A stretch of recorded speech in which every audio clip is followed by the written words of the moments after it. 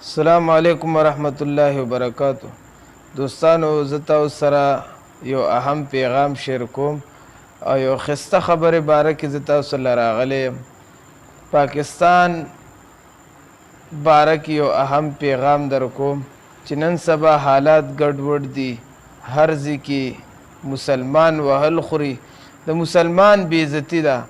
نو وجه دا ده چې پاکستان دپاره مونږ کم کسان به چې د خیر دعاګانې غواړو او خیر دعا په ضمن کې به مونږ د شریعت غواړو.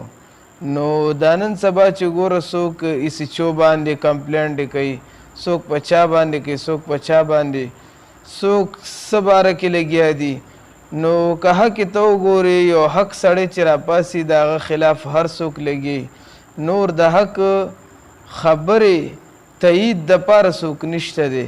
وګورئ دغه رنګې علماء کرام په زرګو شهیدان شو، د هغې باره کې څوک تپوس نه کوي. خو پاکستان دا نظام دومره عجیبه نظام دی. ښه دغه رنګې اوس لږ وخت وړاندې په سوات کې دا کسان سیند چې کوم دی یوړل، سیلاب کې لاړل او وفات شو، شهیدان شو، کورونه وران شو. نو د پاکستان یو ادارې نه یو کس داسې ورنغو چې د هغې یې سپورټ کړی وي، د هغې یې مدد کړی وي. زه تاسو یو خسته خبره کوم، راشئ تاسو وګورئ د افغانستان کې ماشاءالله څومره خسته نظام شروع دی او یو ښکلی نظام روان دی. تاسو وګورئ مطیع الله تراب صاحب یو امي سړی دی، خو چې کله وفات شو او څومره ښه استقبال یې کوي، څومره ښه عزت یې کوي او څومره قدر کوي د امي سړي.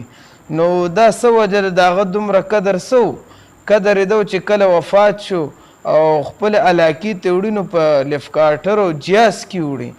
داسې هم کېدلی شو په خپل ملک خو خلک لفکاټرو نه کار نه اخلي، چېرته بل ملک ته ځي بیا لفکاټرو نه کار اخلي، بلکې په خپل ملک کې که زه د وایم پاکستان کې کراچۍ ته ځي، پنجاب ته ځي، یا دارنګې لاهور ته ځي د پېښور نه.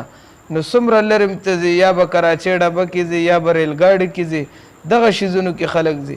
کمتر خلک چې کوم دی جیاز کې به ځي، عام مالداره خلک. نو غټ غټ خلک بیا چې کوم دی ضروري کار وي هغې جیاز کې لاړ شي. پاتې شو غریب سړی، یو امي سړی او یو عوامي سړی. د هغه راشئ وګورئ مطیع الله تراب صاحب وفات شو په افغانستان کې او باقاعده داسې کېدلی شي چې په یو ګاډي کې وړی وي، په جاز کې یوړو. دومره عزت دته میلو شو. دا څه د وجې نه؟ دا یو خبره کیدی شي 15 کال نه زیات په پاکستان کې وشو، چېرته خیر رانغی، کله یو راځي کله بل راځي، خیر په موږ باندې رانغی. دا څه وجه کیدلی شي؟